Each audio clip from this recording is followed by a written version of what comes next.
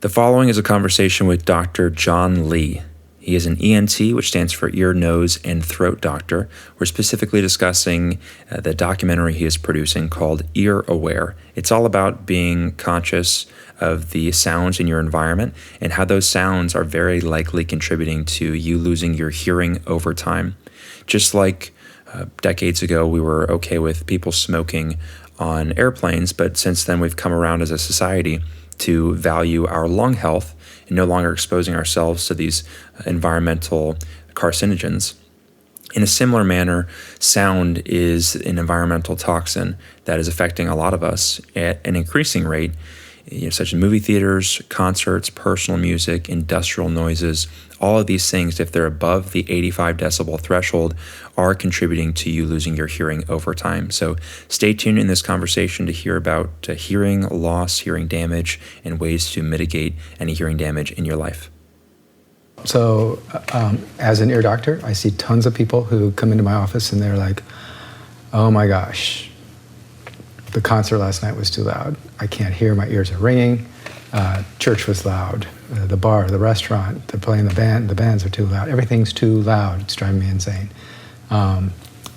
As a younger person, I'm like, it couldn't be that bad.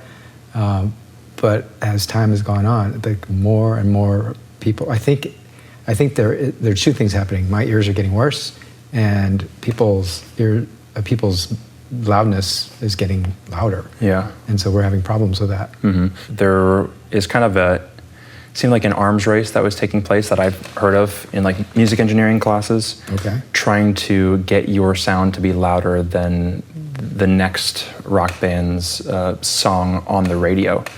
Is that something that you knew was taking place?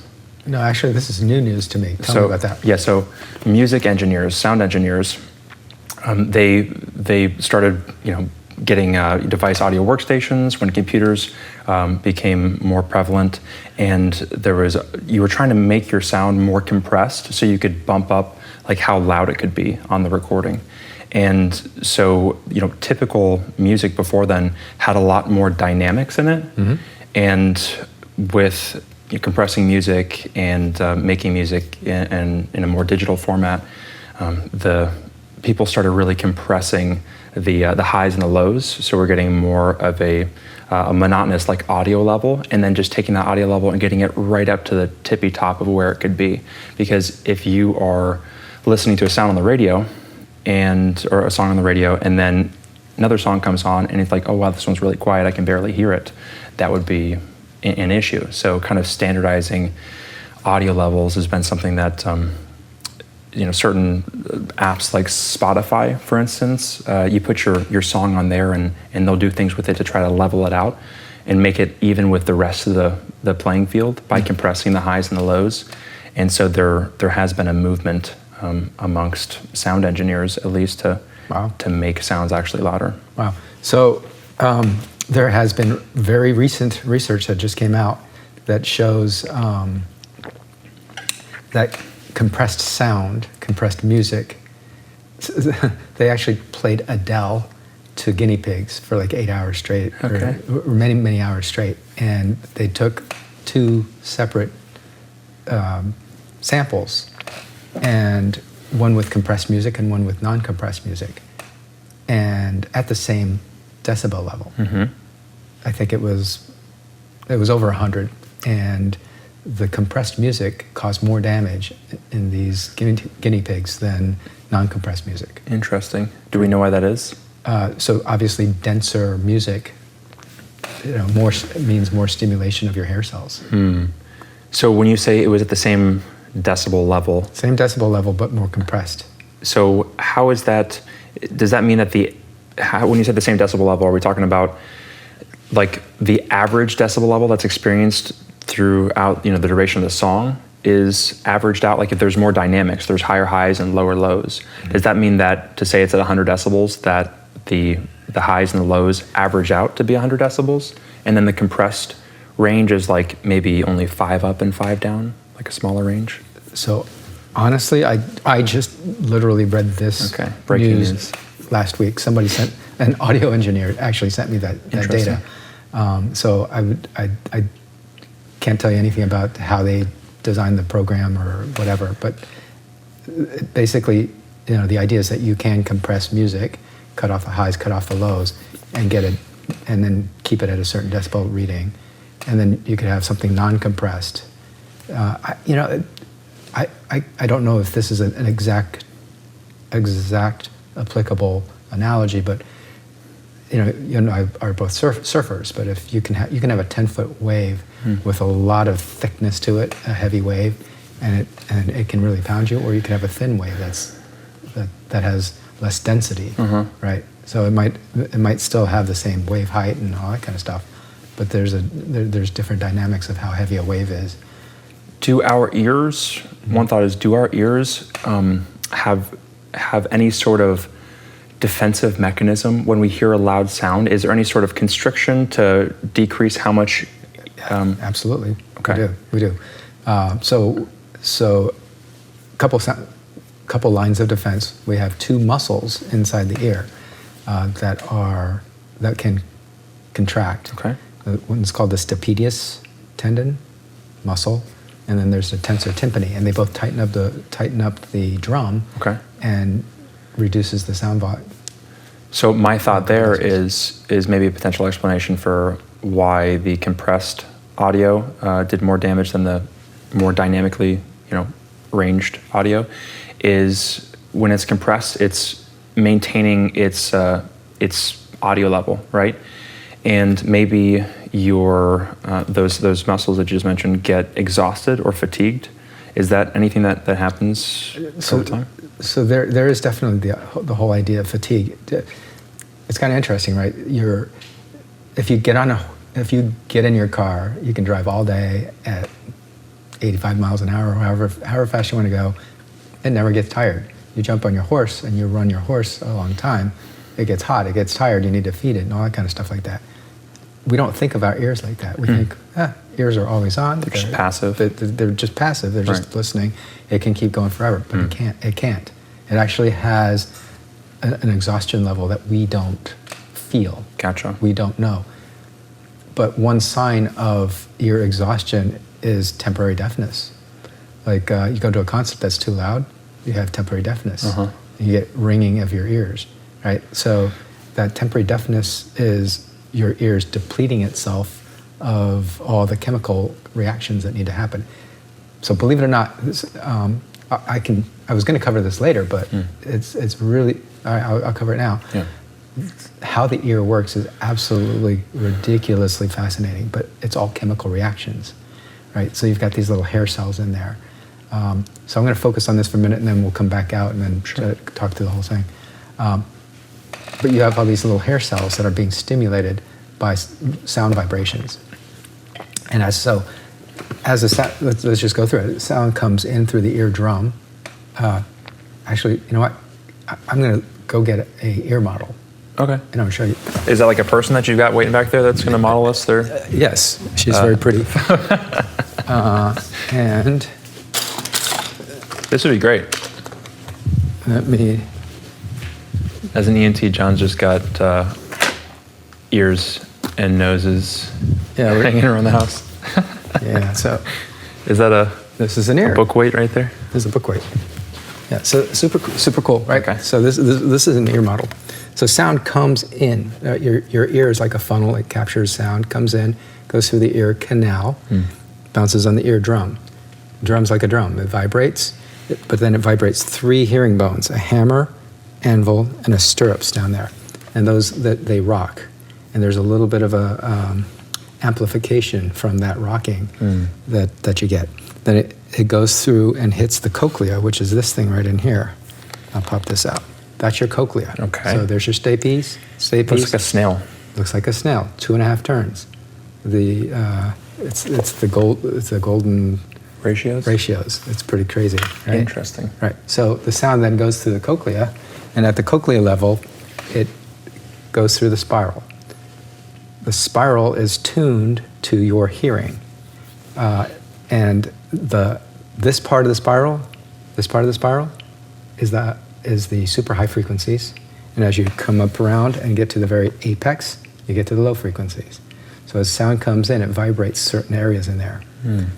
You have rows of hair cells in that spiral. Inside the cochlea? Inside the cochlea, Okay. there's rows. So up until here, it's all vibration.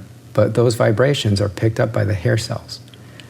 And there's two types of hair cells, outer and inner hair cells. The outer hair cells don't hear, they just vibrate. The outer hair cells actually amplify sound. You're going to say, like, how does it know to do that? Because have you ever double bounced somebody on a trampoline? Absolutely. Okay, so you're just standing there, and when you feel him bounce in a certain way, you double bounce him, and then you can get a bigger bounce on that trampoline. Okay. That's what these three hairs, for every The outer one, hairs? three outer hair cells to every one inner hair cell in rows. So you have 3,500 of inner ear hair cells, and a total of 15,000 total. Outer ear? Total. So it's almost like 1,200. So amplification is a really big part of what ears do to make that sound. Yeah, so your outer hair cells actually double bounce and make that membrane vibrate more so that your inner hair cells can actually hear it. Interesting. When it hears it, then this is where the magic happens. These little hair cells vibrate. When they vibrate, they trigger chemical reactions. Okay? So, in fact, as they vibrate, they actually let ions in and whatever. So it's just totally wild how this works. As it vibrates, chemical reactions happen. At the very end, what happens is each one of these inner hair cells, let me put that down, each one of these inner hair cells is connected to roughly 10 nerve endings that go to your brain. Wow. All right, so we've got so it's just like 3,500, 15,000, and then we're talking about times 10. So the outer hair cells are not connected. Well, they are connected, but they don't hear and translate sound. Right. It all happens at the inner hair cell level. So 3,500 cells connected to about 10 Gotcha. nerve endings, right? Which makes it 35,000 nerve endings going off to the brain. Okay? That's for one ear. That's just for one ear. Okay. All right. So when this happens, you have 10 connections to that one hair cell. The chemical reaction is basically dumping out a chemical called glutamate. It's a neurotransmitter. Glutamate comes out of the cell. It gets into this little gap called the synapse, and then the dendrite from the other nerve touches that. And so it says, it releases glutamate. The other side says, hey, glutamate, send off an electrical signal. So that's where that conversion happens, where vibrations, you squirt out glutamate, the other guy picks up glutamate, sends off an electrical signal, times 10. Think about times 10. That's crazy. Why times 10? Because with every sound vibration, there are nuances of that vibration that you pick up. Sort of like many pixels in a picture. Okay. Right? So if you knock off 9 out of 10, you'll still hear the sound, but it won't be as rich. It won't be as information dense. Interesting. Right? So it's sort of like having 10 cameras on somebody. It's like redundancy. Well, not just redundancy, but like 10 different cameras on somebody. You get it from a different angle. So here's the bottom line. If you lose a ton of your synapses, then you will have trouble with speech understanding.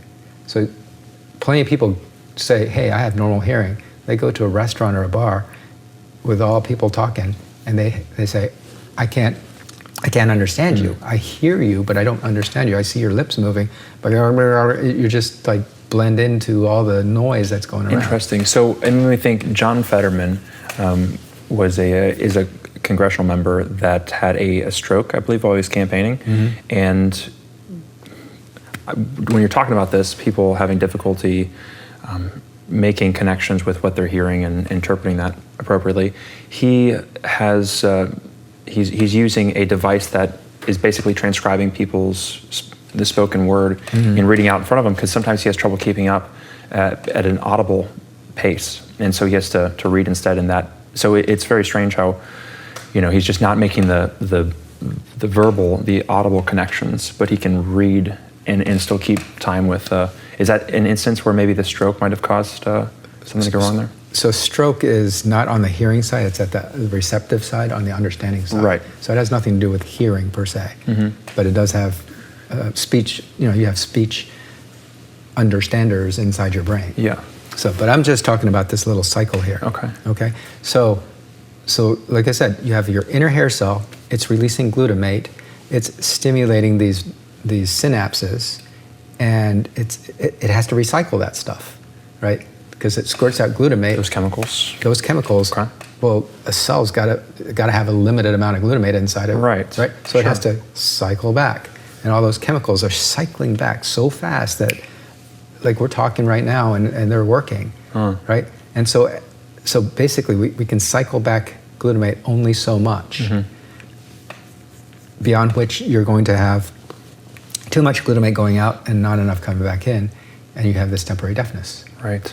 So interesting. Some people say temporary threshold shift is due to this, loss of glutamate. Like you just ran. You're exhausted. You ran out of gas. So just like your muscles. Right. So yeah, it might recycle back enough to give you a little bit, but not what you used to. Yeah. So you're not doing your push-ups at full force. You're just barely, eking one out there. To take that a little bit further, this is even crazier or cooler, but there's something called excitotoxicity, glutamate toxicity, that stuff, that chemical that we're squirting out, right? So you've got 10 dendrites, 10 synapses, and you're squirting out glutamate to all of them, and you're stimulating all this time, right? One of the theories is that at or below, everybody agrees that at or below 70, you can keep recycling that, no problem. Okay. But most people, pretty much everybody agrees that anything above 85 decibels starts giving you that deficit. Like gotcha. Right, you're getting replenishment rate. You're getting into trouble. You're getting into some toxicity trouble at that time. And when I say toxicity, what happens is you squirt out the glutamate, you recycle it, you squirt it out and recycle it. But if too much glutamate is out here and you can't reclaim it fast enough, glutamate degenerates into glutamic acid. Okay. And acid is bad. It burns up these synapses. So now, if you have too much acid burning up, it's like too much of a good thing is bad, right? Yeah. So too much water, you can drink too much water, you can OD on anything good. And so if you are ODing on glutamate because it became glutamic acid, then you're starting to burn up these synapses. Okay. You might go from 10 to 9 to 8, and then you start losing clarity, right? So if each hair cell is a note on a piano, a tone, at some point you might not recognize that it's a piano. You might say, I don't know if it's an oboe or a flute. I just hear that tone. And so you lose clarity, you lose speech understanding.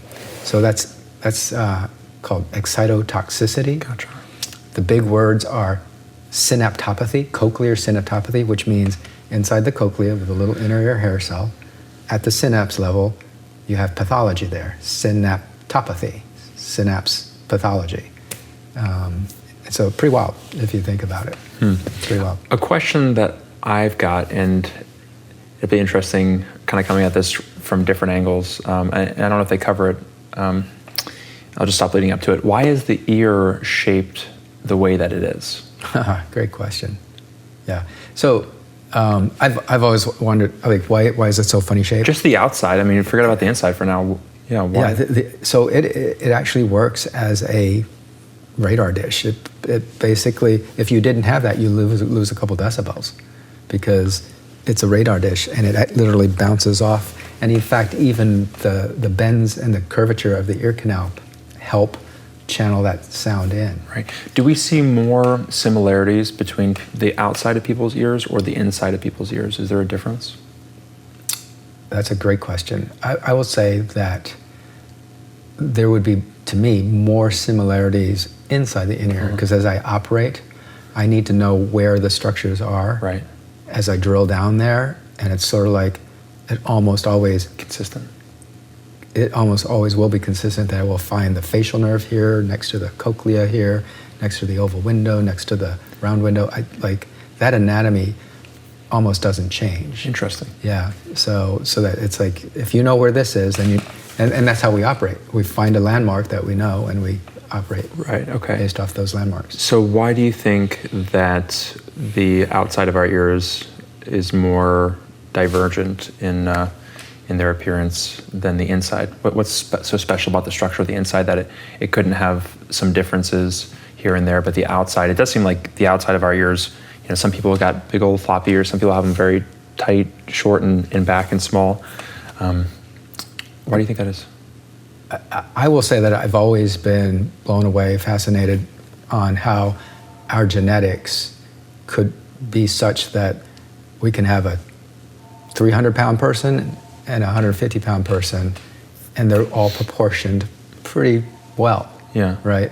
But you have a big sumo wrestler, and then you got the little small person, and totally amazing how proportions are maintained for the most part for all these people, unless we're talking serious genetic defects. So, I mean, I can't sit here and tell you I have any idea how that actually happens. Yeah. Ask your maker. Yeah. Yeah. To me, I'd say ask God. It's strange. It just seems like we've got different skin tones for different latitudes that we're evolved in. Typically, people towards the equator are going to be darker. More northern ancestry is going to be lighter skinned. And so I'm just thinking, like, when it comes to ears, is there any environmental reason that we could identify different shapes, sizes? I will say that when you are operating on an inner ear, you can't tell if it's Afro-American, Hispanic, white. You are in an ear. Interesting. This relationship always is here next to this, across from that, and it's very consistent. Yeah. And I can't tell you why. I mean, like I said, ask your maker. So it sounds like the inner mechanisms, the workings of your ear, are so delicate, right? Very. So because they're so delicate, they have to be located. They can't just be on the outside. If they're on the outside, you bang into it, you'd be deaf by 10 years old. Yeah. So, I mean, if you want to get into this conversation, I will tell you that. So, I mean, I'll say it out loud. I'm a man of faith. It blows me away how complicated the ear is. That just by knowing the ear, there's no way, in my mind, in any conceivable stretch of the imagination, that it could have happened by chance. It is so well designed. It is so complex. It is so.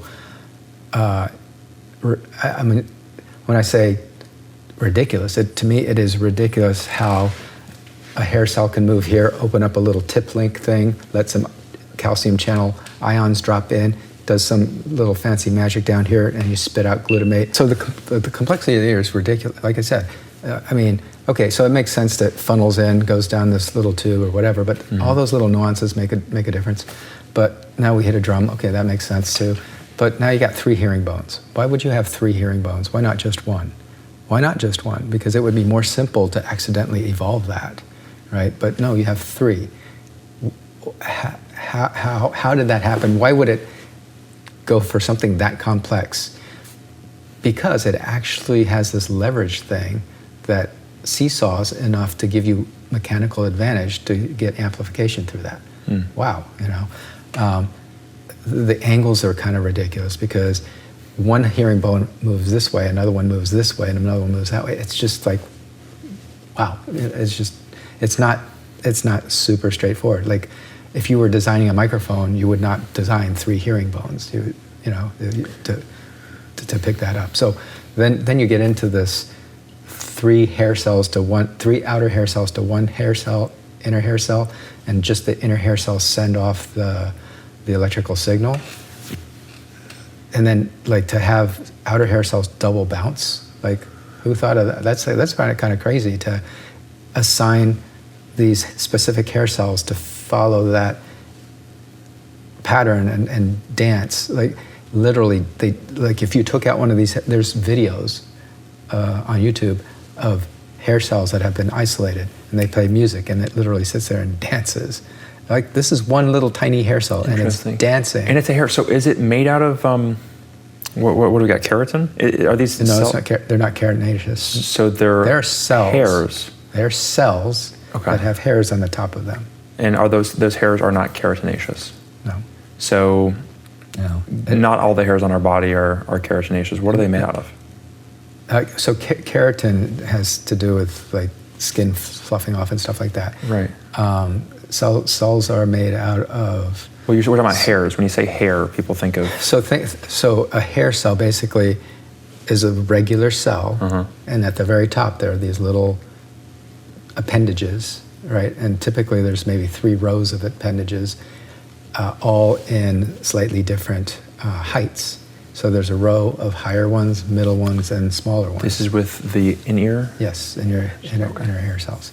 And then when they lean one way, they do one thing. When they lean the other way, they do another thing. Oh, so they've got different heights. Yes. So is that how they kind of make sense of the vibrations, is based off of their relative like height to each other? So yes and no. It actually works through something called tip links. So that each one of those is connected by a little tiny link. When it moves a certain way, it opens up a little tiny channel and ions drop in. It is ridiculous. It's even crazier just to like be hearing this information and like, it's happening for me to digest this. It's happening right there. Yeah, it's happening right now at a rate that you cannot even fathom. Like just for this to develop on its own, to me, is literally impossible. Yeah. Well, to that point, I imagine there's, the 80-20 rule, right? 20% or 80% of your patients are suffering from the same 20% of things out there, right? So I imagine there is something that you see day in and day out as an ENT that all other ENTs can totally relate to. Like, oh my gosh, it's another one of these patients. Another infection, yeah. Right. Sure. So when you talk about the complexity of the ear, and it sounds like you're saying it's as well made as it could be. My question is, is there anything about the ear that you'd be like, it would be better this way?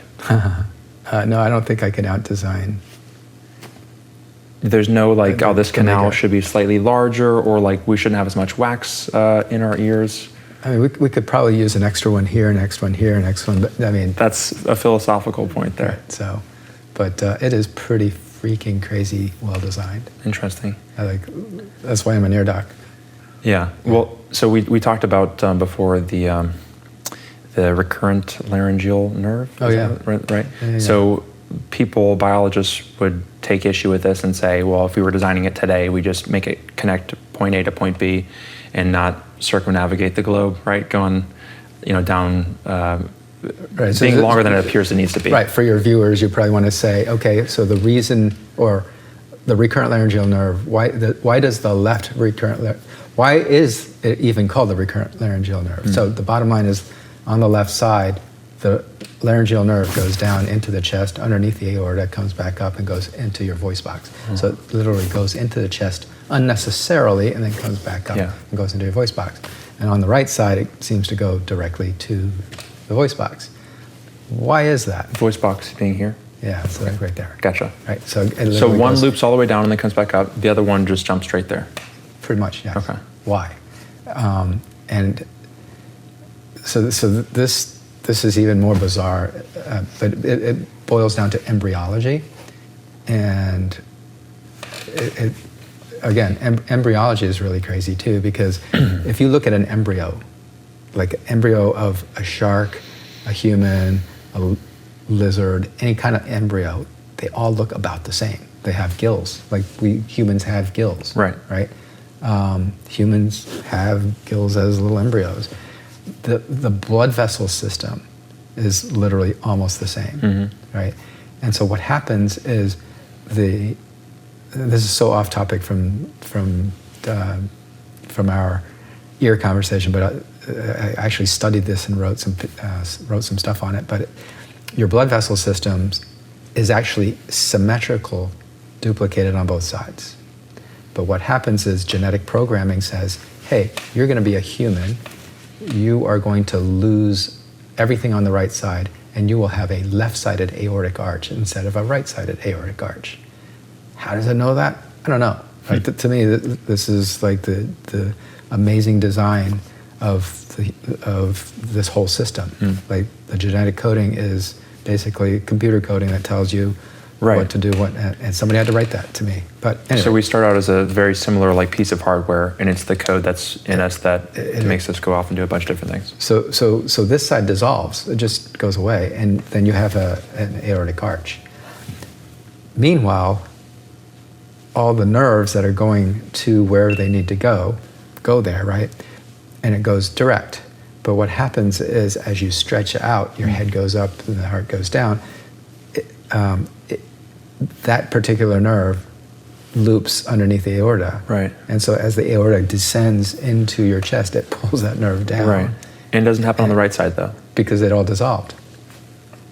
If you had a right-sided aortic arch, if you had a right-sided aortic arch, and there are people who have inverted. Interesting. I was going to ask if there are divergent cases. There are some people. It's called situs inversus. You have a right-sided heart instead of a left-sided. So their recurrent laryngeal nerve is on the right side. Correct. That's so strange. It is so bizarre. So this piece of anatomy that is acting as as basically like a hook to pull our recurrent laryngeal nerve down. It's your aorta, your literal aorta. So your heart comes out of your heart comes the aorta, and then you have you shoot off a couple branches up this way, and you shoot off the descending aorta down that way, and it loops underneath there. In my mind, it was like a hard piece of bone or something that was like caught underneath. No. But it's a soft thing that just like your body's like, this just needs to get longer. That's the aorta. Okay. Yeah.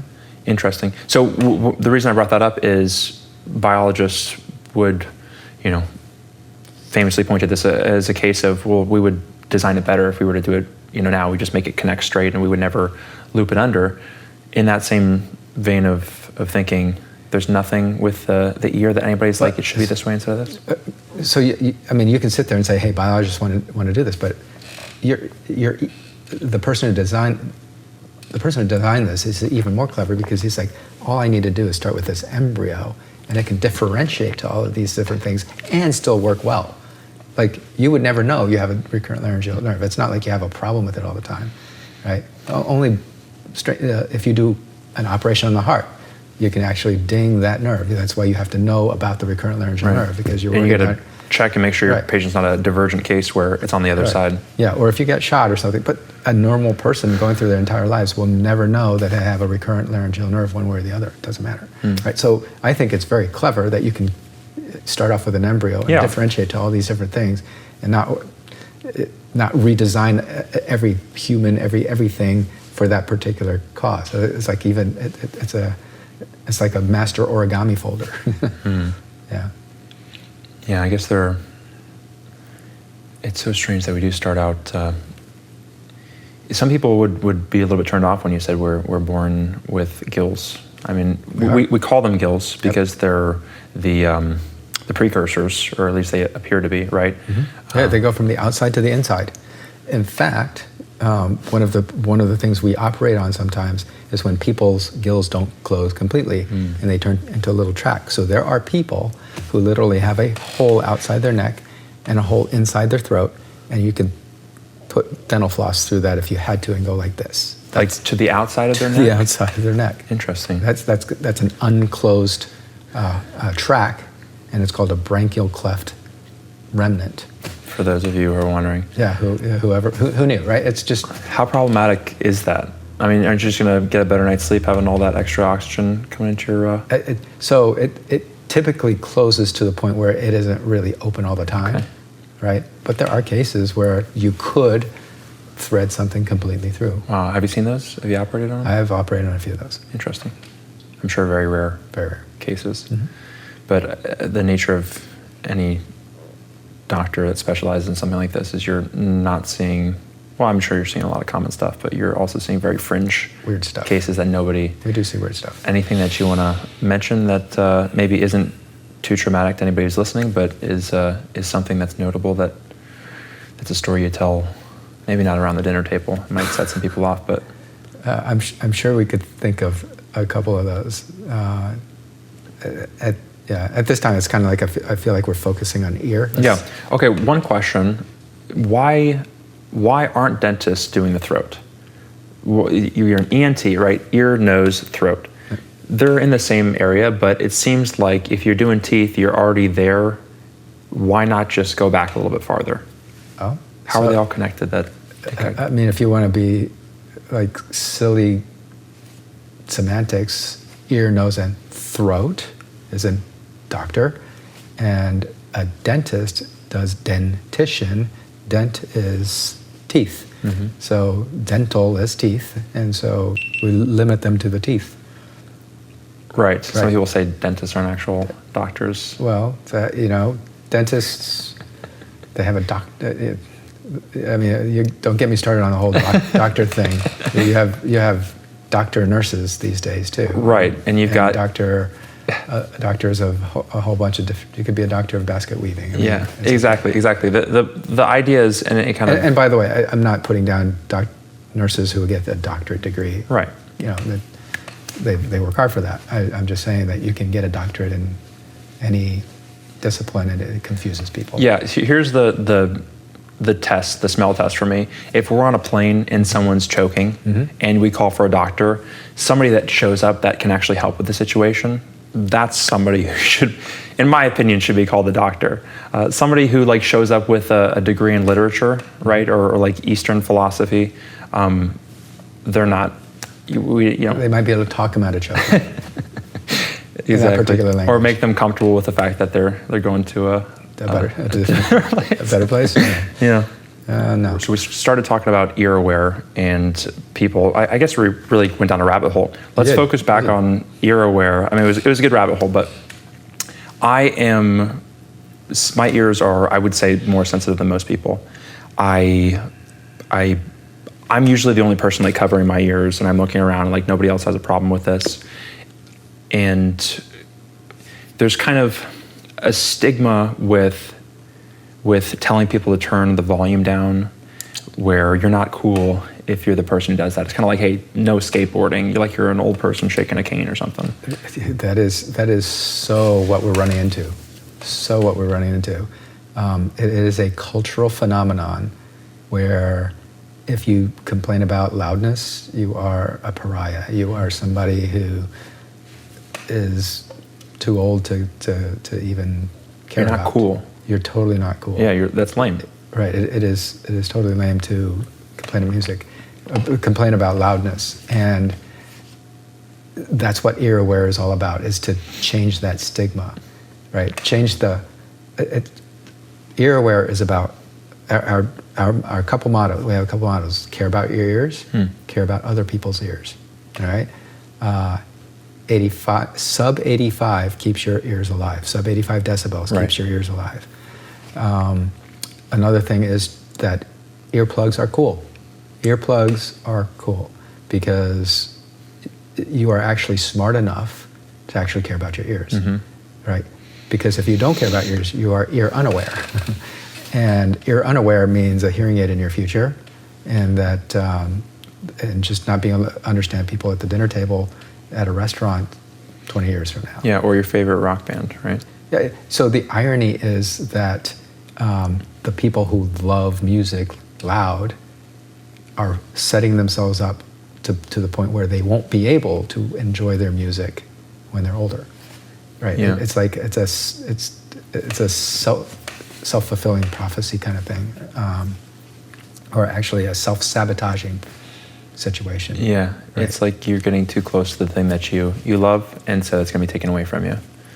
Yeah, and you don't know it. That's the thing. That's the problem, is that you don't know. If you knew, you would do it differently. In fact, here's people don't like these warnings about stuff like smoking causes cancer, or sunscreen is necessary because you'll get skin cancer, or too much salt makes your heart harden arteries and stuff like that, or high blood pressure and you'll have a heart attack or something like that.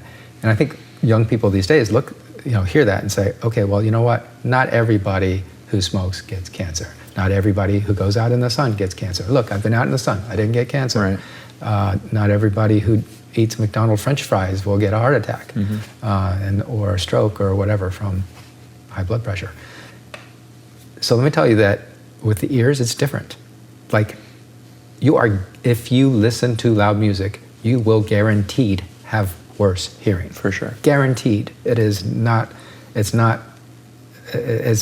like, oh, how much will you will lose your hearing. Now, will you, it's just a matter of how much Yeah.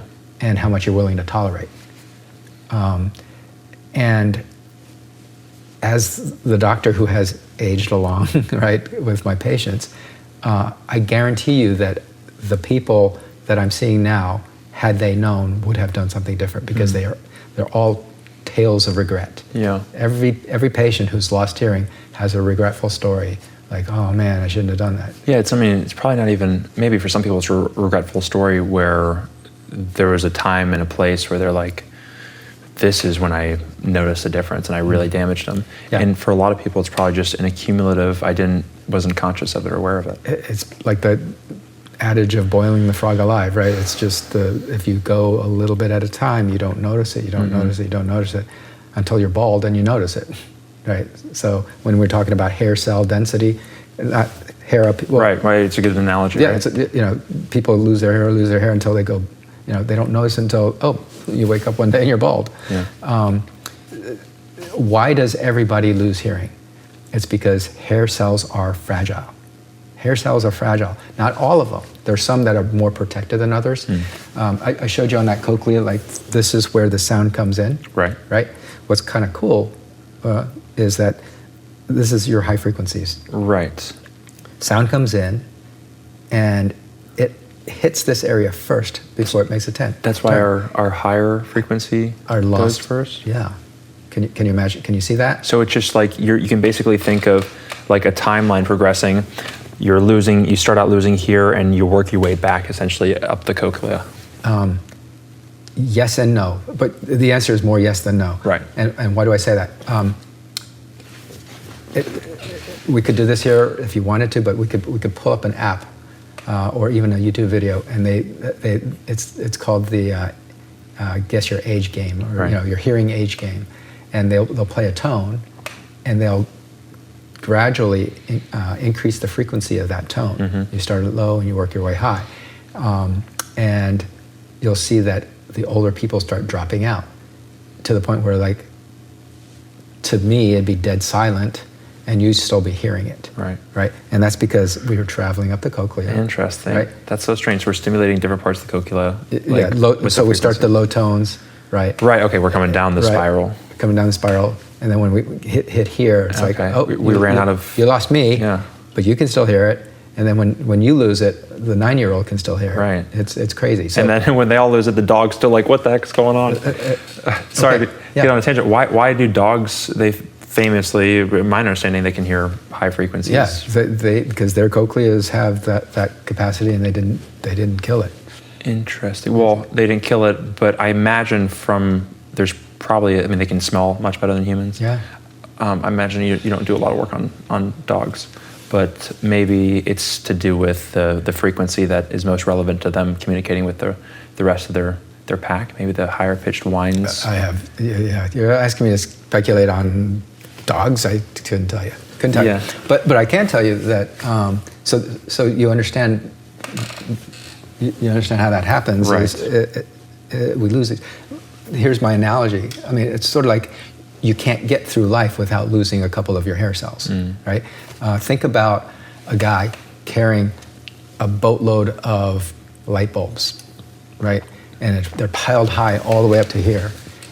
And as a young person, you're carrying around your light bulbs, but as you get older, at some point you're going to trip and fall, and you're going to lose a couple light bulbs, and something will happen with the weather. Something's going to happen, and you're going to start losing the light bulbs. You just can't help but miss light bulbs, and your high frequencies are up here, and they're the ones that are going to fall. These are the ones more protected, right? Interesting. And as you're walking through life, as you age, you're going to be in loud rock concerts. You're going to hear a siren go off. You're going to have a gunshot, and you can't get through 70, 80 years of life without losing a couple of your light bulbs, and they're going to come off the top, and that's just how it is.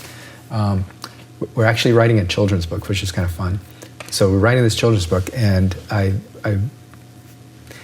I'm working with an animation guy, and we've made the cochlea a spiral harbor, right? So it's a spiral harbor, and we're literally going back and forth on how to make this, and he's done a beautiful job.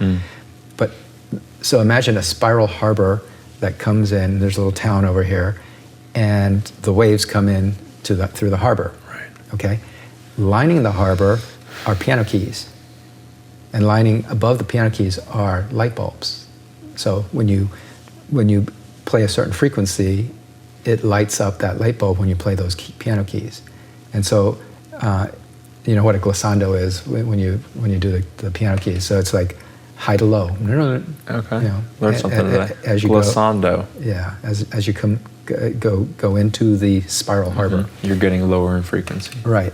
And so the idea is that if you have a spiral harbor and you're having waves beat up on this harbor, the boat docks that are in this harbor in the front part at the inlet are going to get beat up more so than the ones way up here. And so if you had light bulbs all along the harbor, you're going to lose these light bulbs first, and so they won't light up, and so you don't hear those frequencies. And what's also interesting is that there's something called a 4,000 hertz notch. So if you it just happens to be the frequency that you really lose when you have a traumatic noise loss. So imagine a tsunami coming down this harbor. Right. That tsunami is going to like come here and just roll in, but its maximal impact is going to be about here, where it makes the turn. Interesting. And goes bam. So 4,000 lives around here, right? It's 4,000. So the tsunami comes in. The tsunami comes in here, right? Interesting. Bam! It hits it. Is that here. how it actually works? Is really like there's this point that's pretty consistently triangulated on? Yeah. It's a theory of how this works, right? Because when they play loud music in guinea pigs and stuff like that, and they look at the pathology underneath it, they see a bald spot here. Interesting. Yeah. So at 4,000 hertz. So we're kind of seeing this interference pattern, like we've got the dual split experiment, right, where we're shooting electrons through these, and we're seeing this interference pattern like waves propagating on the back panel. Yeah. We kind of have an interference pattern here where there's a peak that's centered in that area. Yeah, I don't think that's an interference pattern. I think that's just the vibrations coming in. It's just big traumatic tsunami. So you think it's a direct hit? There's no bouncing off of any? Oh, there's probably some bouncing, and they get focused on that spot. Gotcha. Somehow it gets focused on 4,000. That's why noise. They call it a noise notch. So if your hearing test looks good, like that, interesting. It's from that noise notch. Interesting. So it's like male pattern baldness, but it's just like human pattern baldness for your ears. Yeah, basically from noise. Interesting. Yeah, like a shotgun, something like that. Wow. So it doesn't really matter necessarily what frequency the noise is at? It probably does. It's noise isn't always one pure tone frequency, right? It's a combination of many frequencies. Yeah. But the bulk of it kills 4,000 hertz. Yeah, I guess most loud noises have within them various packets of different range frequency sounds within them. Yeah. When you talk about, and maybe this might be an issue when messaging to people, when you talk about these hairs in your ears, our intuitive sense is they're like the hairs on our head and our arms. Yeah, they're not. But right, and so I think that making sure people know that these aren't something that if you shave your arm, they're going to be back, in a couple weeks. This is something. This is a different type of hair. That absolutely. It's gone. It's gone. Yeah, and we have some pictures and videos of hair cells that we can kind of put in. Like here would be a hair cell. There's a cell body. There's all those 10 synapses that we talked about. The 10 cable. It'd be like 10 USB plugs. Okay. Into this module. An analog sort of. Right, and then at the very top of that, in fact, you can take your head, and it's got hairs, and it's 3 rows of hairs, all at different levels, and they bend. When they bend this way, they all come together. When they bend this way, they come apart, kind of thing. And when they pull apart, they open up little channels, and the ions come in. The ions come in. It's crazy. Interesting. Crazy how that works. Is there anything in our diets that we can be deficient in that would disallow us from supplying our body with good hearing? Yeah. Sounds like a strange question. They say carrots for eyesight. I don't think that's real. Yeah, well, no, maybe. Well, there is something in carrots that help the rhodopsin in your eyes. But as far as the ears, we don't talk about any specific diet or anything like that. But obviously, you need to produce glutamate. You need your calcium. You need your ions. You need to be well hydrated. I mean, you don't want to be malnourished or anything like that, but I don't think there's a particular supplement that is just amazing for hearing. Some people talk about lipoflavonoids for the ears, but Lipoflavonoids, what are those found in? Lipoflavonoids are found at Publix and CVS. It's a formulation. Oh, okay. Bioflavonoids. Gotcha. Yeah. So anyway, back to, so everybody gets hit. It's not like that test that you do Right. on the internet for how old your hearing is. We have that on our website, by the way. So you guys have an app that you're coming out with as well? We have an app that we're coming out with, and we also have a couple of videos on the website. What's that website? Earaware.com. Earaware.com, and then YouTube. We have a YouTube channel. Okay. And it's all one word, so don't go ear aware. It's ear-aware. Ear-aware. Kind of like Delaware. So it's, what I was trying to say is it's universal. Everybody gets hit like this in our environment. Now, what's really cool, there's a YouTuber by the name of Deer Meat for Dinner. Have you heard of him? Mm-mm. Great guy. What's the channel? Deer Meat for Dinner. Okay. And Deer Mom is his wife. They're amazing people. He travels all over the world hunting and fishing and doing all sorts of cool things. Okay. And he told a story, and I've fact-checked this, but he told a story about going to Guyana and being on the river with local native guides. And he's sitting there trying to talk to this guy, and he's having trouble hearing. He has some hearing loss himself. But this guy is talking. He's like, you got to speak up to talk to me, right? But he's like, no, I'm not talking to you. I'm talking to that boat 35 yards down the river. And they could hear him. And so they're like river whisperers or something like that, and they're hearing each other. And this guy right next to him could not hear him. Right. Because we have American hearing damage because we're exposed to all this stuff. And that's why it's almost universal to traffic noise and stuff like that. So these guys, the river guides, don't have traffic noise. They don't have things that break their little light bulbs, right? Sure. They're holding on to their light bulbs pretty good. Personal music, probably. They don't have ear pods. Is that the main thing that, do you think what's the main thing that's changed, or in like the developed world, like the United States, that's contributing? If you could get rid of one thing, besides just lowering the volume, like what's the thing that's causing too much sound? So that's hard to say. I mean, I think earphones, earpods, AirPods. Yeah. Are there studies on that? Do people typically listen higher than they should? Yes. The answer is most likely yes. What's cool is like the newer AirPods have telemetry in ear mics that tell them how loud it actually is, and they actually give you a notification. They give you a notification and tell you to turn it down. Yeah. And you have a certain amount of exposure. In fact, we're going to talk about that in a little bit. Cool. So, but that traffic noise, concert noise. Traffic noise, huh? Traffic noise could be above 85. Really? Yeah. It seems like when sometimes noises can be obviously too loud for us, particularly when the setting is like that, like at a golf tournament, right? If a gunshot, like if a car drives by at a golf tournament or you hear a drone overhead, like everyone's looking like, what's that sound? Because everything's so quiet for the most part. But then we go to something like an NBA game where there's just people cheering and the music's being played. There's an announcer. So some environments, and there are probably studies on this, some environments are easier to detect like louder noises, like the relative noise or sound of a particular thing might not be as detectable when it's amidst a sea of other things that are loud in sound. Is that... that's speech and noise ratios. It's just it's the relative. In fact, that's a good thing to talk about. It's the relative sounds of things, and for people to get an awareness of that. Okay, let's talk decibels. Do you want to talk decibels? Yes, let's talk decibels. Okay, so we say our motto is sub 85 keeps your ear alive, right? Fun thing is that the children's book is based on sub 85, a submarine. That's great. I love that. Numbered 85, who keeps this cochlea alive. Interesting. Right. So, okay. Right. Gotcha. And it literally, well, I won't give it away, but it's kind of cool what we do. So sub 85 keeps your ears alive. Great motto. Keep it in your head. But you're going to say, what the heck is 85 decibels? How do I know what that is? You know, and truly, you wouldn't know what it is because you need a decibel meter to tell you that. So guess what? Decibel meters are universally available. It's on your Apple Watch. Yeah. It's on your iPhone.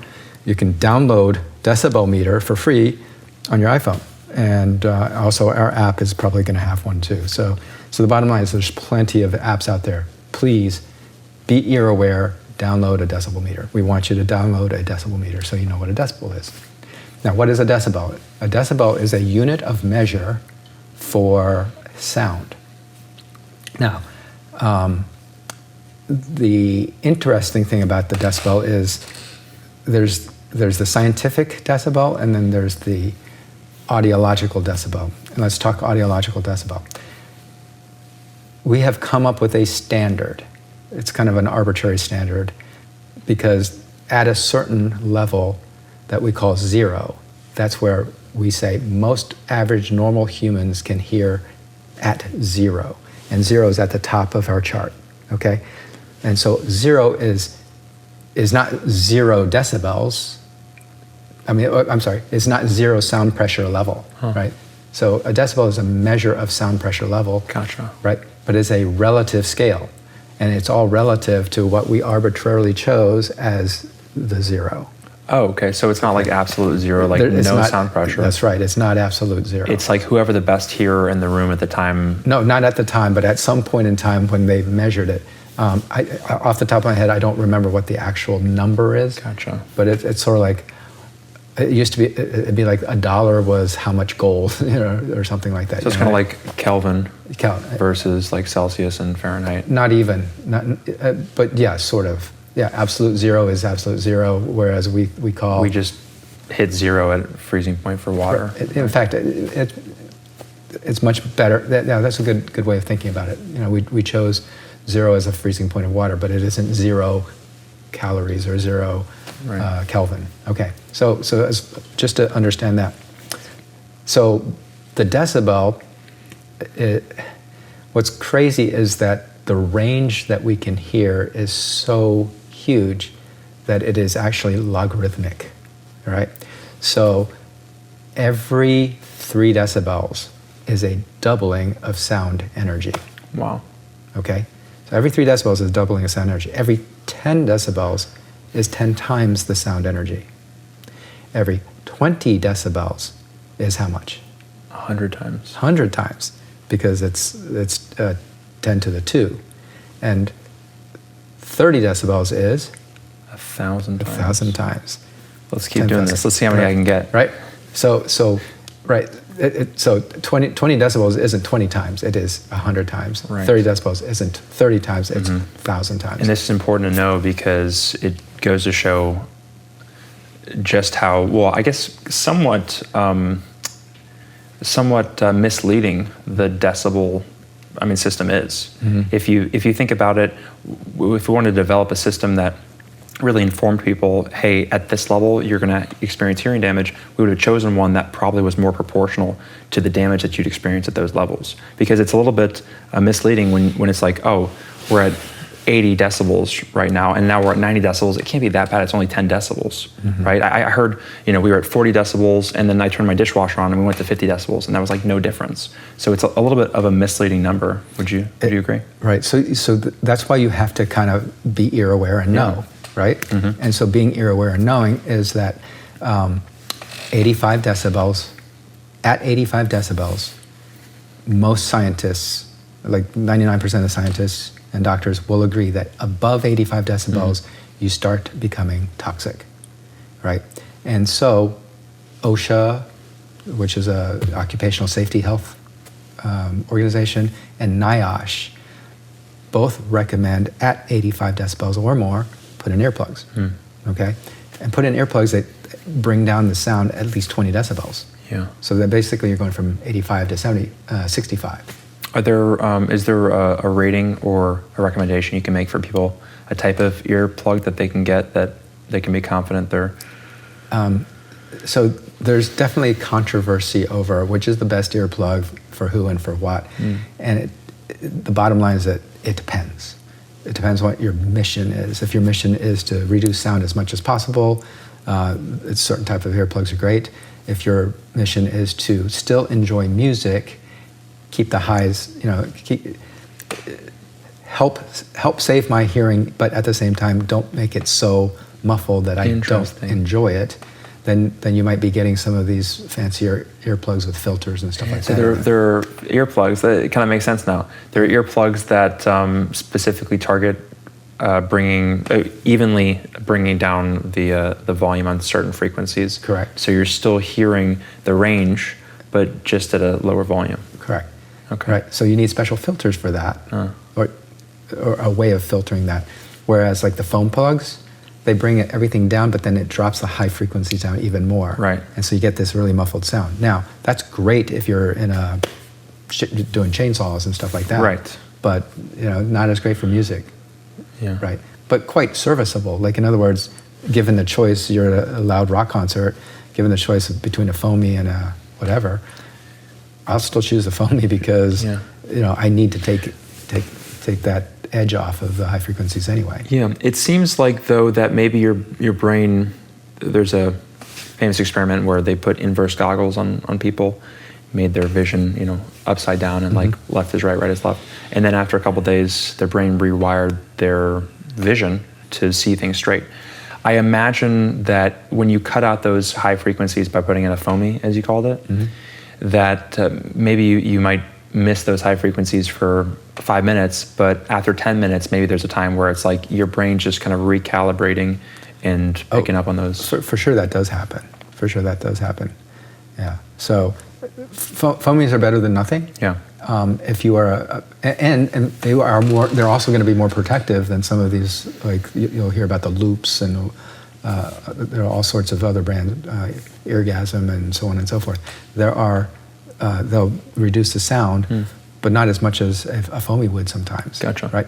And you could do even more with a custom molded plug that goes deeper into your ear canal. Interesting. Right?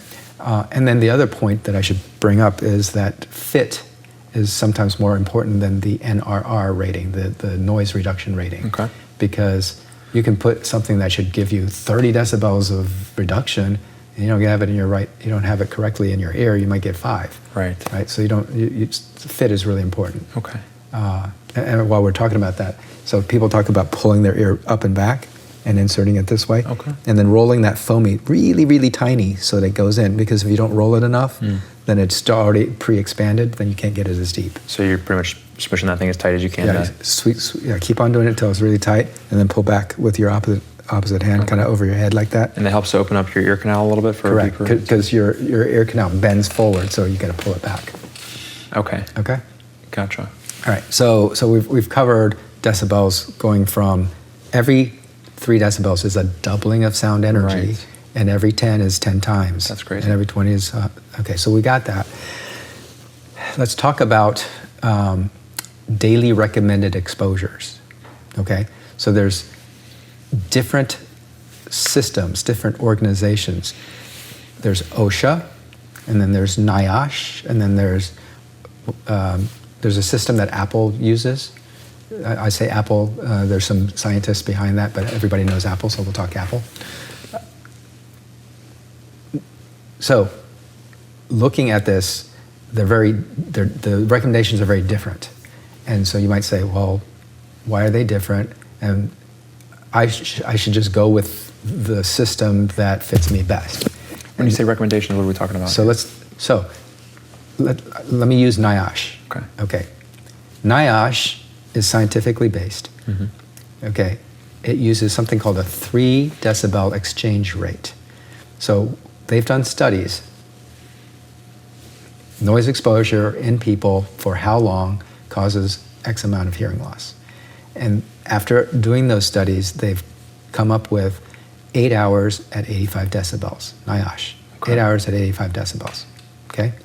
That's your industrial exposure. It's industrial. This is gotcha, non-negotiable noise airport noise, machine shop noise, whatever. 8 hours at 85 decibels.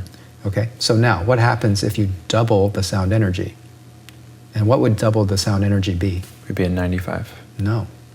Oh, sorry, we'd be at 88. 88. Oh my gosh. Okay, at 88 decibels, you've doubled the sound energy.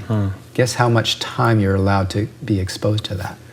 Ooh, let me guess, because I've been doing a little research. 88. I mean, did we just cut it in half? Are we at 4 hours now? Locking in 4 hours.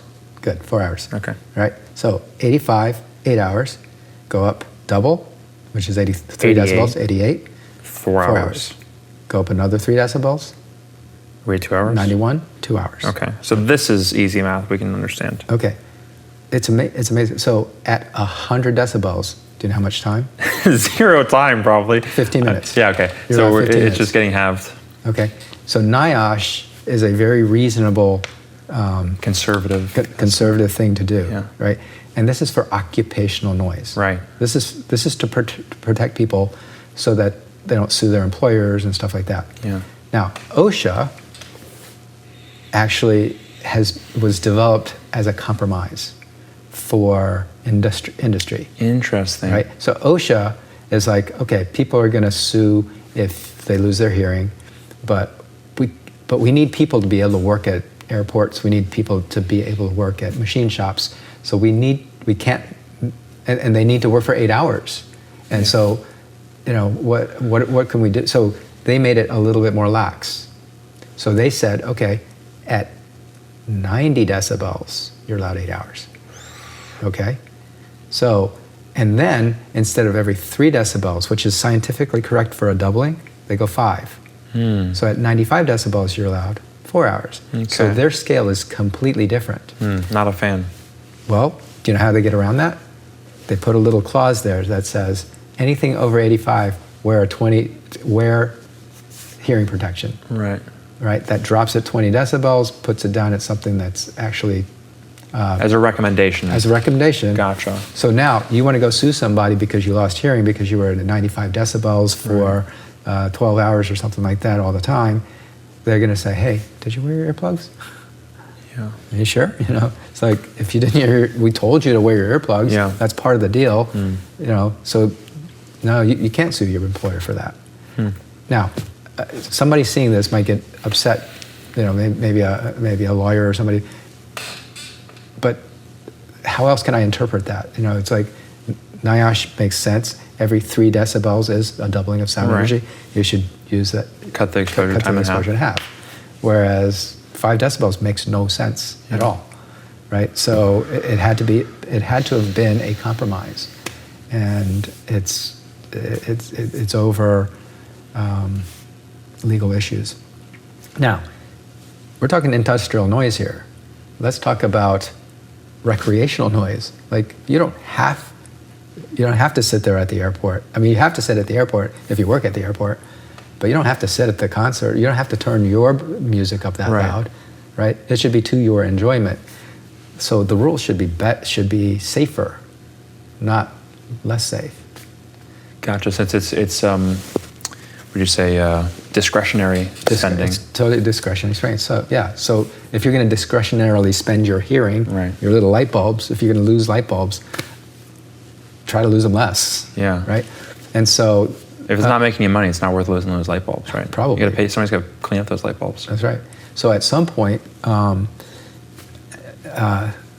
these guys there are a bunch of studies out on this, but they figured by dropping it down, I think about 4 more decibels, that would be a safer margin. So 81 for discretionary. Yeah. Exposure. I'd have to double check on those numbers, but yeah, it might be like 4 decibels. Okay. For discretionary stuff, and so 8 hours at 81. At 81, I believe so. Okay. Yeah, and then the math works out much better. Yeah. Right. I imagine so. So, yeah.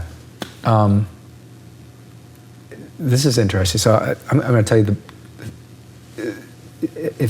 I don't know. Do you wonder why 85 decibels at 8 hours versus 88 decibels at 4 hours makes any sense. Like, why would that make any sense to anybody when you're talking about exposure to the ear?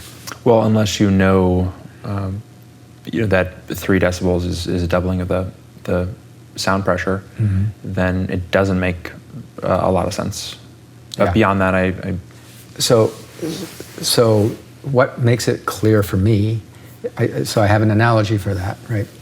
Remember I talked to you about how when you stimulate the inner ear, you spit out glutamate, right? So glutamate goes and it recycles at a certain rate. Okay, so let's say at 85 decibels it does a great job recycling, but it starts to break down after that. Like that's like as fast as you can make it pedal, and anything beyond that gets bad. Another way of thinking about it is toxicity builds up. So think about a toxicity bathtub. You got a bathtub, and you have one spigot going into it at 85 decibels, and you're squirting water in there, and it's just barely toxic, so maybe it doesn't really fill. Let's say at 84.9999, right? It doesn't fill the bathtub. It just staying level. It stays level wherever it is, or it just goes down the drain at the same rate as it comes in. Okay. Now let's say you'd put 2 spigots in at the same time. That would be doubling it, which is 88 decibels, right? Then it starts to fill this thing up. So at 85 decibels, anything below that, it doesn't fill it, but anything above 85 decibels, at 85 decibels, it fills your toxicity bathtub up in 8 hours. Right. Okay? So it fills it up in 8 hours. If you have 2 spigots in, how fast is it going to go? 2 spigots were 4 hours, right? 4 hours, right? 3 spigots were 2 hours? No, 4 spigots now, because it's doubling. Oh. Right, it has to double. So it's 2 spigots, 4 spigots, 8 spigots. 8 spigots. Wow, so yeah, you really put some, you're getting to a lot of spigots very quickly. Correct. Interesting. Okay, so basically 8 hours with 1. Gotcha. 4 hours with 2, right? And then at 100 decibels, then it fills up, that bathtub fills up in 15 minutes. Right. At 127 decibels, it's instantaneous in 1 second. Wow, okay. Okay, so anything above 127 basically blows up your bathtub like that. So does that mean that I can go my whole day with like headphones on and then just listen to like 127? Yeah, 1 second of 127. But that's still gotta damage something though, right? Yeah, even though technically it's... So there's 2 ways of damaging. At 127, then you add other features of damage, because at 127, you've filled your toxicity tank in 1 second, which means you've depleted all your glutamate, and your glutamate's sitting around killing hair cells, killing synapses. That's crazy. Right? And then what's worse is that the power of that tub filling up in 1 second might blow up your tub. Right. Right? So the power of that not only... Right, okay, that makes sense. Not only is it full, it's blown into 1,000 pieces. You're breaking off hairs. Yeah. Like, these tip links are getting thrown around so badly they're going to tear. So that you get toxicity and damage in the form of hairs. Right. They've done studies in little guinea pigs and stuff like that where they blast 120 decibels and it creates that bald spot. And these poor guinea pigs. I know. Why guinea pigs? Why do we pick guinea pigs? Because they're cheaper than humans. I don't know. But why not mice or something? Is it because they have kind of? I take that back. They could have been mice. I said guinea pigs as in the veritable term guinea pig. Like Okay, sure. It could have been a rat. I don't remember that particular study. It might have been rats actually on that study. But 120 decibels burns out a bald spot in your inner ear, like I showed you. At the 4K specifically? Typically at the 4K. Depends on what the frequency is. Yeah, it's a band there. Interesting. Right? And what's really weird is like I just told you a lot about that cochlear synaptopathy thing, where like the glutamate cycles. That's actually new knowledge. Like that is relatively new knowledge. Like people know about hair cell death. Okay. So let's talk about the 3 or 4 mechanisms of hearing loss, right? One of nerve hearing loss. You can have outer hair cell death, inner hair cell death, and then death of the the nerve roots that come to it. Okay. Right. So I mean, 3 places where it can get damaged. Is it the nerve roots is because of the toxicity? Yeah. Okay. The toxicity. Okay. Glutamate toxicity? Glutamate toxicity. Right. So glutamate toxicity is relatively new. Okay. And why is it new? Because people don't fail hearing tests because of glutamate toxicity. They can still hear. And our audiogram, our hearing tests are beep, yes, binary. you can hear. It's very, very binary. Right. And so when somebody can hear but cannot understand, they call that hidden hearing loss. Gotcha. And hidden hearing loss is just brand It's new hidden information. to you as an ENT. It's hidden to everybody, Right. right? Because it's like we can't test for it. Yeah, like I can hear that snapping sound, no problem. Right, and you can hear me talking right now, but if I turn up if you go to a restaurant or something like that, you have competing sounds, you cannot distinguish.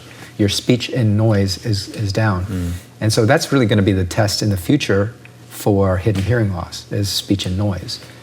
But and people are just like scrambling to figure out what's a good way to detect consistently hidden hearing loss in people. So it's kind of like when we've got the hand over eye for our eye test, instead of just having like, is there a dot here or is there nothing here? We've got what letters here, right? So it's kind of, we're increasing the resolution of the test by asking you what letter you're looking at, in a similar way to test for hidden hearing loss via glutamate toxicity. Right, because if you're missing 9 out of your 10 synapses, your resolution has gone down 9-fold. Did I say that right? It's gone down a lot. Yeah. Right. Interesting. Well, I wouldn't have ever thought I'd know this much about glutamate toxicity. Yeah. And do you know more about glutamate toxicity than many ear, nose, and throat doctors? That's the embarrassing thing. I will tell you, that's the embarrassing thing. Most ear, nose, and throat doctors don't know that much about glutamate toxicity. Like, one of the reasons I know about it is I was an expert witness in a ear trial, and the defense was saying, the defense was saying, look, his hearing tests are fine. Oh. Interesting. Interesting. And so, but the patient was saying, I can't hear, I couldn't understand. Right. I can pass my hearing test, but I have no idea what people are saying. And so, that's what it was due to hidden hearing loss. Does that get misdiagnosed? Totally. And ascribed to other things? Yes. Wow. Yeah. So you're not just changing your own field. You could be like neurology is no, more so audiology and stuff like that. So, in fact, there are some people who don't. Before we recognized cochlear synaptopathy or hidden hearing loss as a thing, people used to ascribe that to brain problems. Right. They call it central auditory processing disorder. Okay. Which could also be, right? Right. Like if you're missing, lights are on, nobody's home kind of thing. If like you can say that one more time. Central auditory processing disorder. I think I had it when you said that. That term. Yeah. The lights are on, nobody's home. Right? Yeah. So we sent you the proper signal. You just didn't interpret it right. Interesting. Right. So that's a blanket term that I'm sure covers a lot of different. So the question is this happening at the ear level or is it happening at the brain level? Right. And so hidden hearing loss is happening at the ear level. As it makes the connection to the. As it tries to make the connection from the inner hair cell to the synapses of the neurons that go to the brain. That's got to be so funny. Your field is like, you discover something new and you're like, hey, who's going to be responsible for this? Is it us or is it the people that are dealing with the... Well, yeah, if it's a brain disorder, then it's a brain disorder. We can't do anything about that. But if it's an ear disorder, we want to be able to do something about it, but we don't know. Like, there's really no treatment for chronic hidden hearing loss. Yeah. The only thing is prevention, and that's why Ear Aware exists, is because right now the best shot you have for not getting hidden hearing loss is prevention. Right. Right? And so that's why we care. That's why I care. Like, this is nonprofit. I lose money doing this. I get less. If we save everybody's hearing, then you don't need exactly. You don't need us out of business. Yeah, So we care about people not losing their hearing. Yeah. And it's so nonprofit. It's almost laughable. Yeah.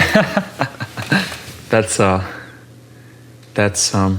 That's really cool. Yeah. Talk about self-sabotage, right? That's us. I'm sure maybe you're getting, I can't imagine, like, topical flack from your peers, but maybe underneath there, you are sabotaging them. I think that people will catch on. Like, it is embarrassing. Like, I just hired a new ear, nose, and throat physician in our practice, and he'd never heard of hidden hearing loss. Yeah, interesting. Right, and he says that in the documentary. So, just to wrap up with some positive lifestyle changes that people can make, that I can make personally. I mean, I think that I have a natural sensitivity, so it's almost like some people they don't do well with alcohol or with milk, right? So they're never going to be alcoholics or milkaholics because they don't process it very well. I'm fortunate to be in that group for alcohol. Milk is I drank that for a lot of years, but with having a natural sensitivity to hearing, I naturally stay away from loud sounds. And we were in a cycling class, my fiance and I, a couple weeks ago. We told you about it, and it got it's like 104 decibels in there. Yeah. And I was like, had my hands over my ears, Yeah. put my shirt over my ears, and I probably should have just gotten out of there. But again, even me, someone who's not afraid to say something, I didn't want to be like somebody weird, like for going up to the instructor in the middle of the class and being like, can you turn that volume down? But it really is an assault on our biology. Oh, yes. And people need to get comfortable. If someone's stepping on your toes, say something about it, because it's not just about today. It's if you fail to speak up when it's important.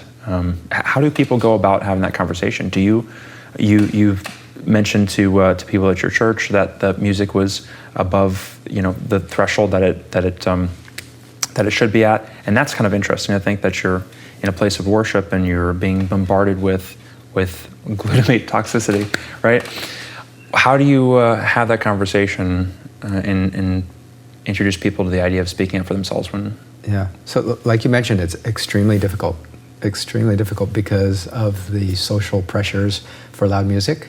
The people say, hey, we need to turn it up loud enough so that people don't hear themselves singing, and we want them to just be uninhibited in singing, and we want, that's just how it is.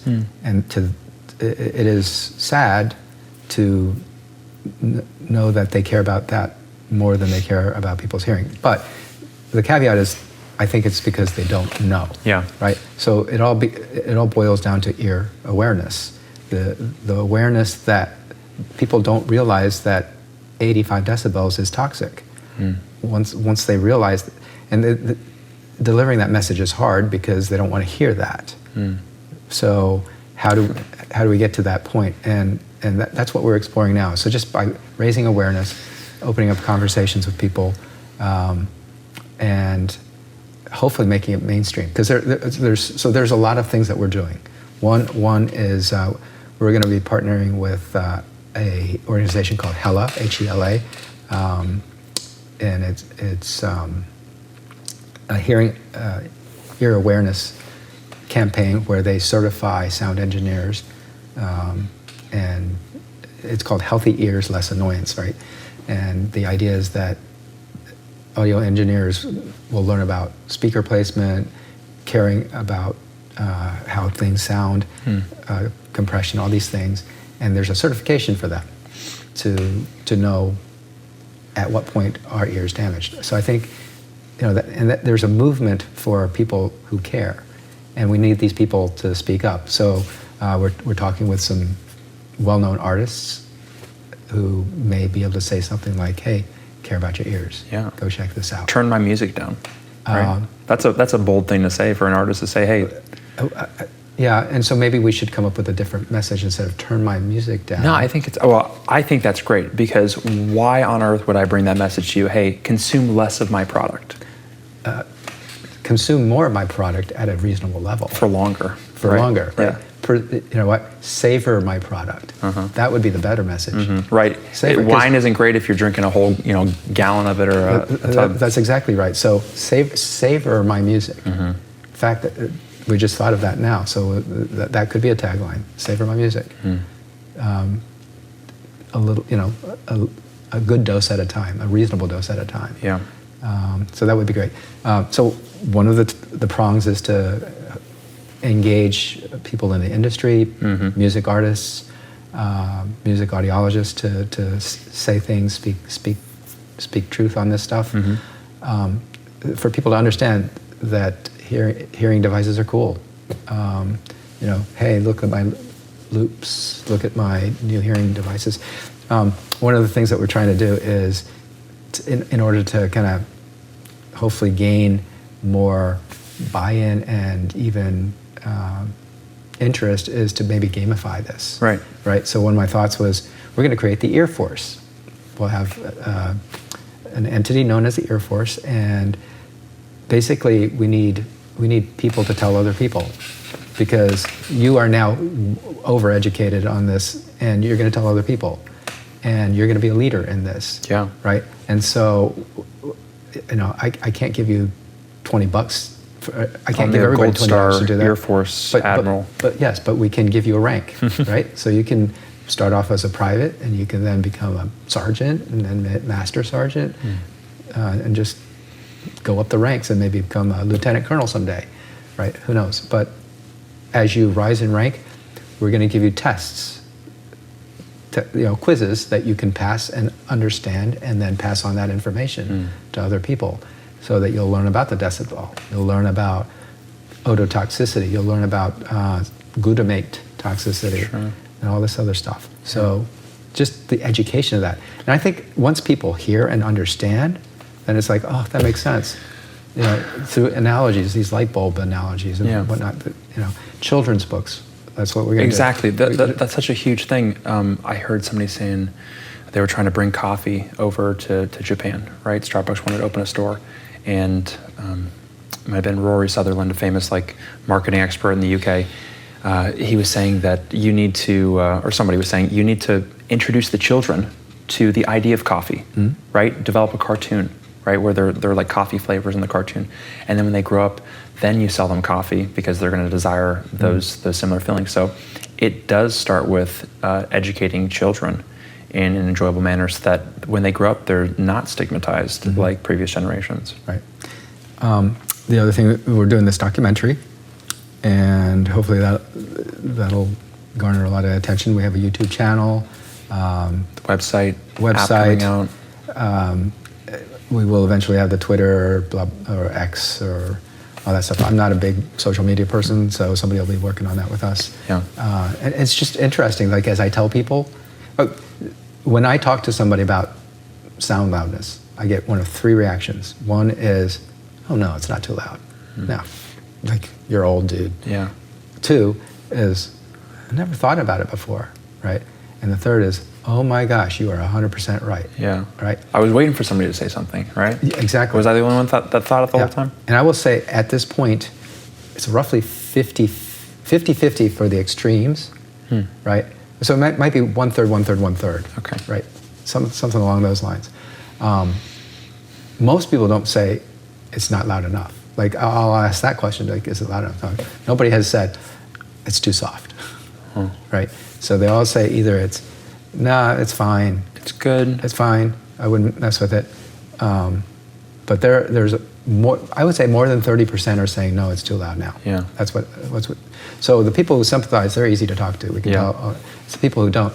And the question is, how do you get them to be receptive? And usually when they find out that I'm an ear doc, they'll have some reason to listen. But I think one of the tools is going to be that hearing test that you pull out on an app. Yeah. And it's like, okay, at what point do you lose it? And then they're like, oh, okay, maybe it's relevant. And I think maybe that's going to be one of, we're going to try to figure out what a good tool would be. Yeah. Well, when they were trying to popularize toothpaste, it wasn't popular at first. And the billboard that supposedly did it was calling people's attention to essentially rubbing their tongue on their teeth and feeling the film on their teeth, right? And that's supposedly, from one book that I read, that's supposedly the point at which toothpaste took hold in people's brains and it became a regular household product. So there does need to be somewhat of a call to action where people come face to face with this, and certainly doing a hearing test, and I'm 25, and if I find out that my hearing, I'm at 30, I'm 30 years old, right? Then it's like, ooh, that hurts me, right? But I don't want to lose any more because I know that I'm not getting it back. I'm never going to be at 29 ever again. Right. So, and then hopefully, you know, the opposite of that, if you find out that you're 5 years younger as your hearing age, you're like, okay, great, let's keep maintaining that practice. Some people obviously be like, okay, cool, I can listen to louder music now. But, you know, no net catches all fish, right? This is true. Like So heretofore, we've been just talking about like hearing loss. It's like, oh, you know, sad thing, violin, you lost your hearing. But it's a big deal, right? It's especially if that's your livelihood or whatever. And it's really annoying to you and other people when you can't hear at the dinner table. Yeah. But beyond that, there's actually sequela or bad things that can happen with noise exposure, such as tinnitus or tinnitus, potato, right? And hyperacusis. So what is that? Tinnitus is a noise that you hear that other people don't hear, okay? And it almost universally, not always, but most of the time, it is due to hearing loss. When you lose a frequency, you get tinnitus in that frequency, okay? Another way of thinking about that, so I like giving two analogies. One's, it'd be like if you had a TV and channel 7 is coming through really well, right? And all of a sudden you break the antennas, what do you get? You get shh, right? And that's all you get from that channel. So the shh stuff is basically that TV, which is not broken, bringing in random bits of signal and sending it off. How do you find out what frequency someone's tinnitus is? Excellent question. So we have a device, and the audiologist can do that, but it's a noise generator, and it does a frequency sweep. Right. And so I'll have a patient sit down with this thing and say, find it, see if you can match your frequency. Match it up, right? So you get them. Yeah, and I can do a broadband or a narrowband sound. Okay. And say, when I bring this into your frequency and it masks your tinnitus, then you'll know that's what your frequencies are. So I imagine a lot of people have tinnitus around 4,000 hertz. Oh yes, exactly. You learned something. That is exactly true. Interesting. It's exactly true. Huh. So I guess you can't really like recommend someone. Would someone ever? Maybe we're getting too into the weeds here, but would someone ever wear hear protection that specifically targets the range that they've experienced damage at, so they don't experience damage in that range anymore? Well, so once they've damaged it, it might be a dead spot. And if it's already a dead spot, then you can't make it any more deader. Right. So no, we don't really have filters that just catch those spots. Now, what you do, but you do bring up an interesting point. So you can actually take a hearing aid. You know, if somebody lost a lot of hearing, you can have a hearing aid that you can program to work around certain, like, hyperacoustic notches, which brings me to hyperacusis. So tinnitus is really annoying because it's just this loud noise in your ear that isn't really there. It's like a phantom pain. Right. It'd be like if somebody blew off your legs and you have like toe pain, and it's like you don't have a foot. How can you have toe pain? Yeah, right. Right. So it's just a phantom sound, and it's because you have lost hearing cells in that region, that frequency, and that your brain is like, hey, you don't call, you don't write. I mean, I gotta make up something. Okay. And so you get the tinnitus. We got to fill this frequency up with something. It's sort of like, I think I hear something. Interesting. Is it better to like think that you hear something and not hear something than it is to not hear something, or think that you don't hear something, It's better to have silence. Well, I mean, as far as the experiential component, but I imagine if your brain's like, I don't know. Let's continue with what you were talking about. Hyperacusis? Okay, so hyperacusis is when you cannot stand certain noises and sounds, and so your hyperacoustic, like you can't stand the clanking of dishes or a closing of a cabinet or something like that. It's just like is that like nails on a chalkboard sort of thing? So that's a different problem. Nails on a chalkboard is called misophonia. That's a different situation. Okay. This is a sound that doesn't give you the goosebumps. It just hurts. A frequency. Right. It's like, so a way of thinking of that is black and blue, right? If you have a black and blue mark, like if I touch somebody on the knee, that doesn't hurt. But if I hit it with a hammer and then touch it, ow, that hurts. If you've damaged your hearing, it can be hyperacoustic. It has a twang to it or something like that. And so I have some hyperacusis, like when somebody clangs dishes or closes the cabinet too loud, it hurts my ear. I don't like that. So that's called, black and blue ear. How do you test for hyperacusis?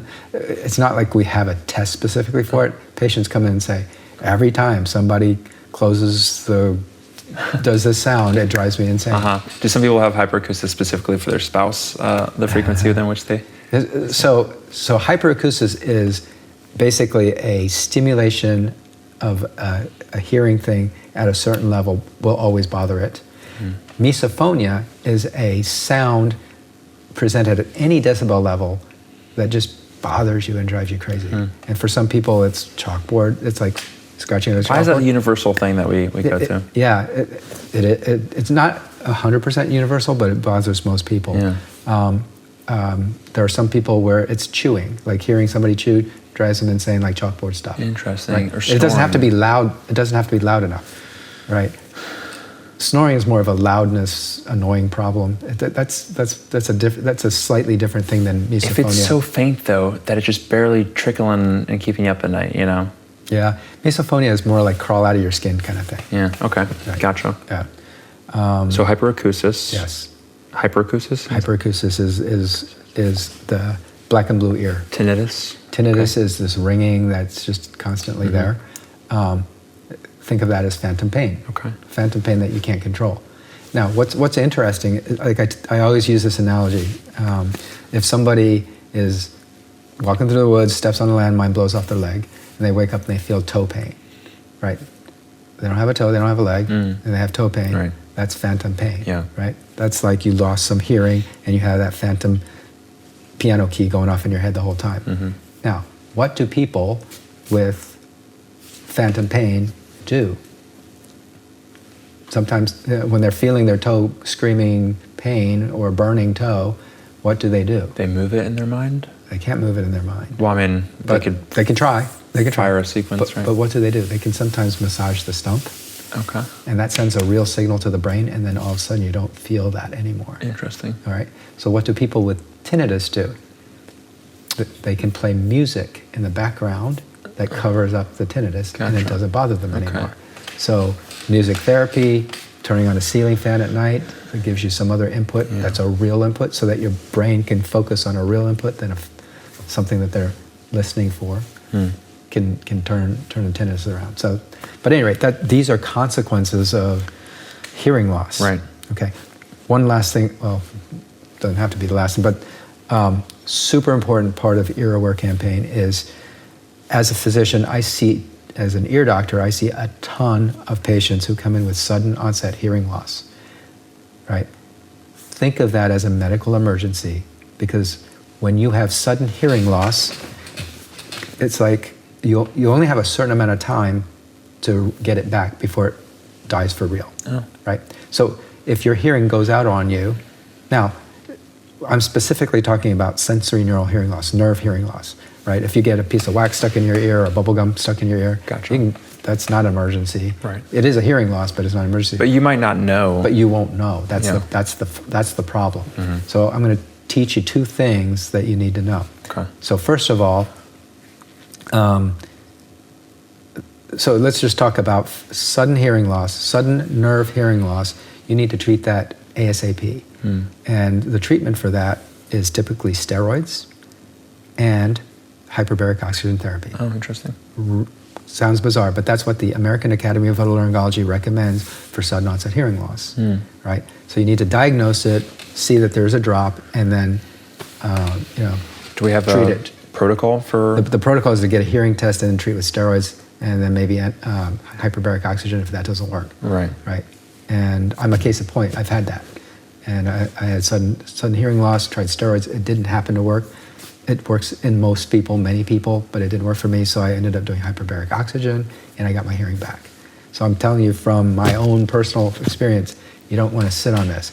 If you wait several weeks, the time window could be several weeks to maybe even up to 3 months. You can still recover it with steroids, but really in the first 2 weeks, in fact, in the first 48 hours, if you could get on steroids right away, that would be a good. It's sort of like doing CPR on your hearing.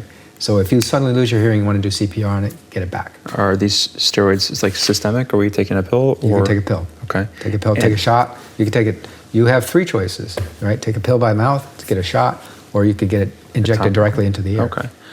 As far as protocol for the HBOT therapy, do you know what atmospheres you're at and for how long? So you can leave that up to the professionals to figure out how, but typically 2 atmospheres, some will go to 2.5. Gotcha. But yeah, and so now the one thing about hyperbaric is it's ridiculous, it's very expensive. Yeah. So you need insurance to cover that.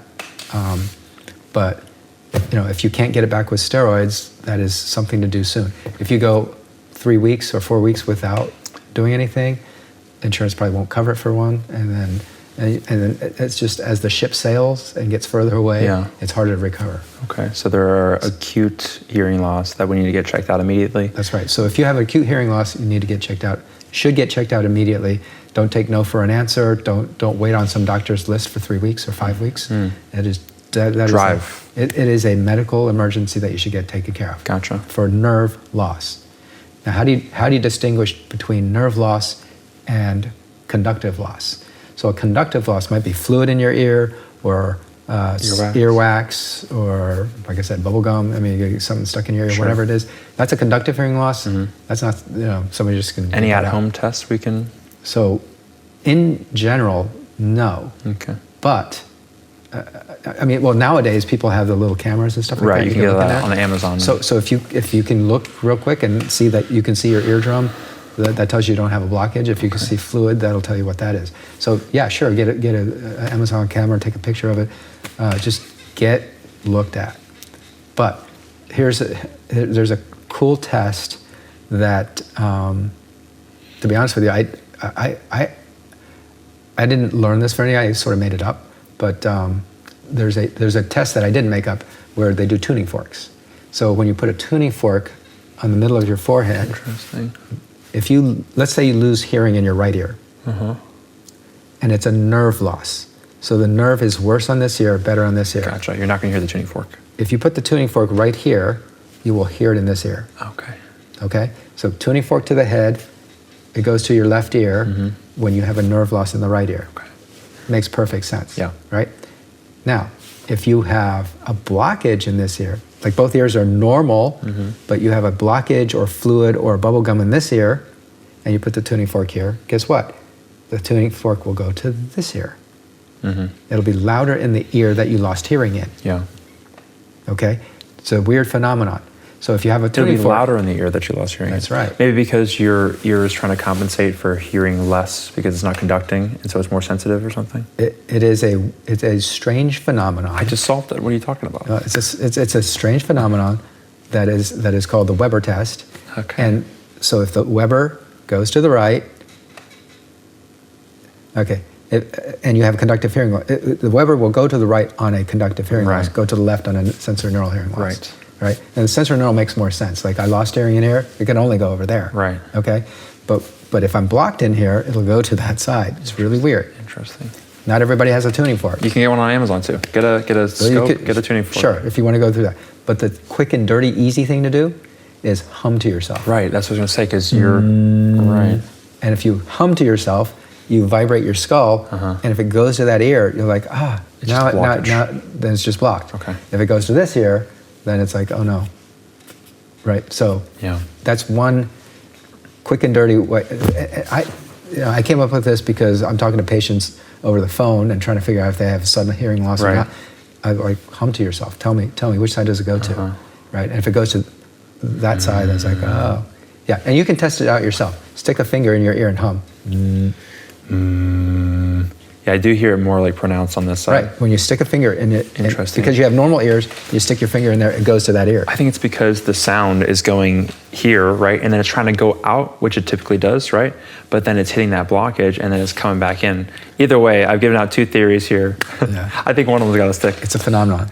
Yeah. All right, so I want people to not live with sudden onset sensory neural hearing loss, and then come into the office 10 weeks later and saying, hey doc, 10 weeks ago I had this happen.